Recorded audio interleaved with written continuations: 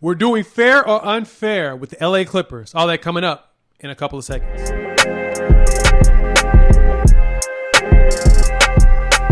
Let's talk about this, Jimmy. Is it fair or unfair when it comes to the Clippers? So, LA Clippers start off the series losing the first two games in a way that shocked all of us in theory, but also at the same time reminded us that they are the Clippers. This is what they do.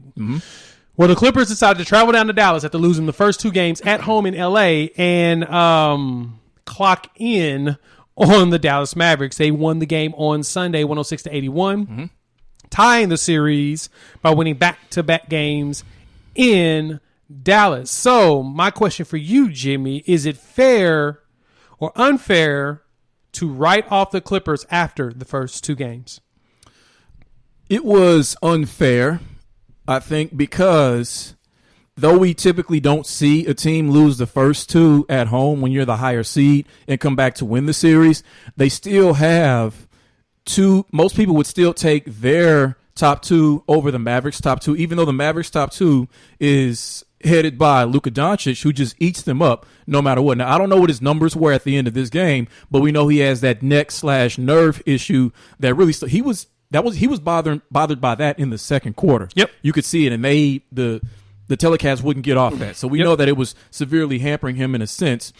But I think that given that you have these two elite athletes, given that somewhere in there you have a really good defensive team, a team that was tops when it came to three-point shooting and free throw shooting during the regular season. So you knew that was in there, and you knew that they, even though they could still lose this series, they couldn't allow themselves to get swept or to lose 4-1.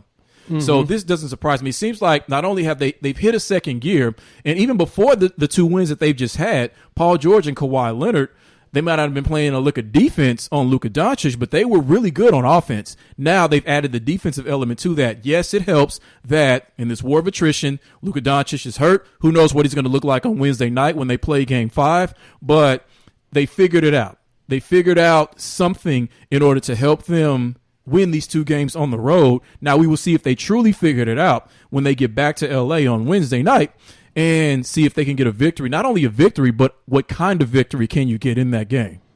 It was unfair. Think it's unfair? So I'm opposite there. I think it was fair to write them off after that, because that's something the Clippers would do. Yeah. Historically, the Clippers have never made it past the second round in the NBA playoffs. Ever. They had Chris Paul and Blake Griffin, and they had Lob City. They've had the number one seed before. They've never gotten out of the first round. Correction, retract that. They haven't had a number one seed. I think they've had a 2. I don't think they've had a 1 yet. But they have never gotten out of the second round. That one is true. So that one's the truth. What was the one thing about that Clippers roster when it was constructed that we said that they're going to be great at?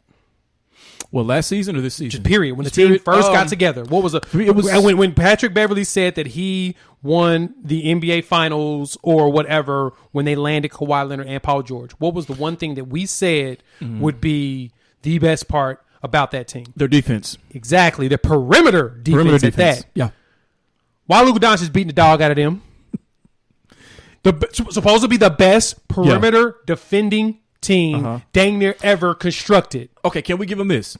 Can we say that, and this would take a deep dive in second and third degree analytics to figure this out, but can we say that with this team supposedly being a great defensive team, if that's what they were constructed to be, and let's say you take other great defensive teams that we've seen before, which defense in the NBA is not as emphasized as offense. That's what sells the product. But I think all of those great defensive teams that we've seen in the history of the NBA had at least one guy, one matchup who was just their kryptonite, and they could do nothing about it. Double teams, fouling, your whole defensive scheme to get the ball out of their hands, nothing worked against that player. So as long as only Luka does this to them, I won't begrudge them that, because I feel like every great defensive team has had that one guy. He's been theirs. Unfortunately, he's in the same conference with them. They faced him the last 2 playoff series and have not been able to stop him. I'm going to say this. Okay. I agree. There's typically a player that has solid games, but I do not believe that top-rated defensive teams, perfect example, even the Lakers are the number one rated defense. Right. The Jazz are up there in the top 3. I think the Suns were actually top 5 this year in rated defense. It wasn't. If the one thing that you were great on defense was on the like for example, the Jazz are best defense in the paint. They don't let nobody score in the paint. Even if they lose their series, it's always a perimeter guy that gets them. They stop the paint. These guys are supposed to be perimeter defenders. They were letting Tim Hardaway Jr. eat them alive. Yeah, they're letting Luka Doncic. Luka averages 33 this series while shooting 48% from the field, 40 from 3. After the abysmal game last night, the Sunday night game, he had 19 points. He shot 37% from the field and 14% from 3, and he's still shooting 40% from 3 in this series. That to me is where I say, with this Clippers team, it's fair to write them off at that point. Now, I didn't fully think that the Mavericks were going to win this series. I did say on solo last week that if the Clippers lose this series or next, it's time for them to make changes. It's time to go ahead and move things around. Because the one thing we do know is that we have no clue about Kawhi Leonard. We don't know what the hell that dude is. We don't know what that dude does. I mean, for the fact of, did you know that he's producing a rap album with somebody? I'm sorry, what? Exactly. We know nothing about Kawhi Leonard. I saw him recently on a commercial talking about quicksand and why does quicksand move so slow. And I'm like, wait, he actually talks in commercials? Because his New Balance commercials had no words out of him. He just played basketball and did his thing. But yes, he is producing a rap album with someone. Who's the rapper? I have to go look it up again, but it was one of the things where I looked at him like, we have no clue about Kawhi Leonard. We know nothing about this dude. He just does stuff.